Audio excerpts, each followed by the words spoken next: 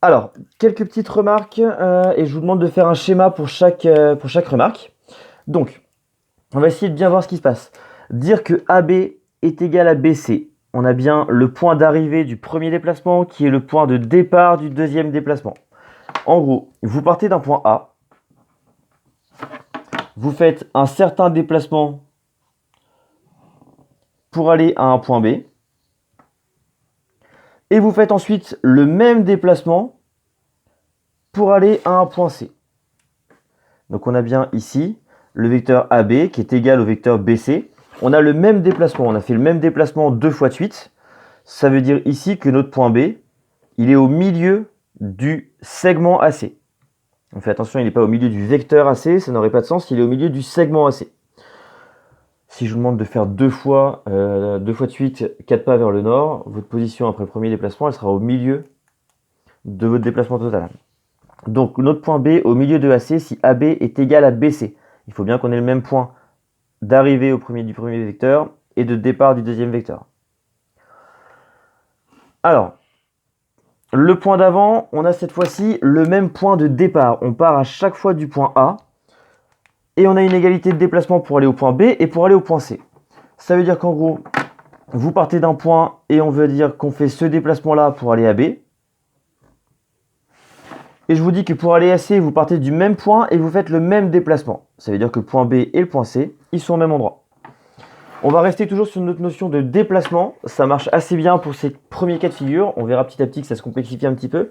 Mais là-dessus, ça marche bien. Si nos vecteurs AB et AC sont égaux, ça veut dire que les points B et C sont confondus. Alors, mine de rien, on est en train de construire complètement un nouvel outil. Vous savez parler avec des nombres depuis la maternelle, peut-être même avant. Vous savez parler avec des fonctions depuis le collège. Les vecteurs, c'est un nouvel outil. Quand on a un nouvel outil, il faut souvent ce qu'on appelle un élément nul. Donc là, on va travailler avec le vecteur nul. Le vecteur nul en tant que tel, lui, tout seul, il n'a pas énormément d'intérêt, mais on va le retrouver assez souvent. Le vecteur nul, on le note un 0 avec une flèche. Encore une fois, on n'oublie pas la flèche, sinon ça n'a plus du tout le même sens. Le vecteur nul, c'est le déplacement du point A jusqu'au point A, du point B jusqu'au point B. C'est qu'en gros, on part d'un point et on arrive sur ce point. Donc au final, pas de déplacement du tout. On appelle ça le déplacement de la translation de vecteur nul. On est parti d'un point et on est resté sur le même point. Autre chose sur nos définitions des outils avec lesquels on va travailler, l'opposé. Je vous rappelle, l'opposé, c'est quand on met un moins. L'opposé de 5, c'est moins 5. En termes de vecteurs, les vecteurs opposés, c'est quand on va avoir le même déplacement, mais dans l'autre sens. On a par exemple ici le vecteur AB et le vecteur BA, qui sont des vecteurs opposés. On note BA est égal à moins AB, ou AB est égal à moins BA, ça marche dans les deux sens. Donc, vous êtes capable normalement de construire des points à partir de vecteurs connus. Donc, de la même manière, soit vous regardez directement la correction, mais je trouve ça dommage, soit vous mettez pause et vous essayez d'avancer. Ici, on va essayer de voir ça comme une chasse au trésor. Le point D, je sais où il est, le point D, il est ici. Et je sais que pour aller au point E que je ne connais pas, mon instruction, c'est de faire le même déplacement que BC.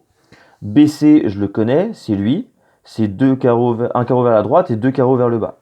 Donc partir de D pour aller au point E, ça me fait faire ce déplacement-là. Mon point E, il est ici. Je vais changer de couleur à chaque fois pour essayer que ça ne soit pas trop chargé. De la même manière ici, le point C, je le connais, c'est lui. Et le point F, je le cherche. Pour ça, je dois faire le même déplacement que pour aller de D vers C. Mon déplacement DC, c'est lui. 3 carreaux vers la droite, 1 carreau vers le haut. Donc je pars du point C, parce que mon instruction ici me dit qu'on parle du vecteur CF. Je pars du point C.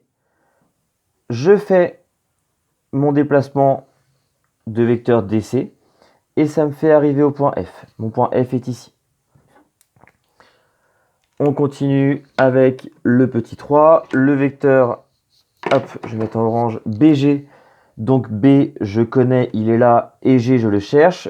Translation de vecteur AB, c'est la même que tout à l'heure. J'ai mon point G qui est ici. Et le petit dernier, ah, attention, le petit dernier, ici, on a HA. Cette fois-ci, celui que je connais, c'est mon point d'arrivée. Je ne connais pas mon point de départ, je connais mon point d'arrivée. Donc, soit vous réfléchissez comme ceci, soit on va dire que HA, c'est moins AH, est égal à BC. Ça va nous dire que le vecteur AH est égal à moins BC, et du coup est égal à CB. Donc pour aller de A vers H, je fais le même déplacement que de C vers B. Mon point H est ici. Donc voilà pour la première partie. On travaillera la fois prochaine les opérations sur les vecteurs, mais là déjà on a bien défini notre affaire. J'espère que ça marchera à peu près pour vous et n'hésitez pas à me poser des questions si vous avez besoin. Merci.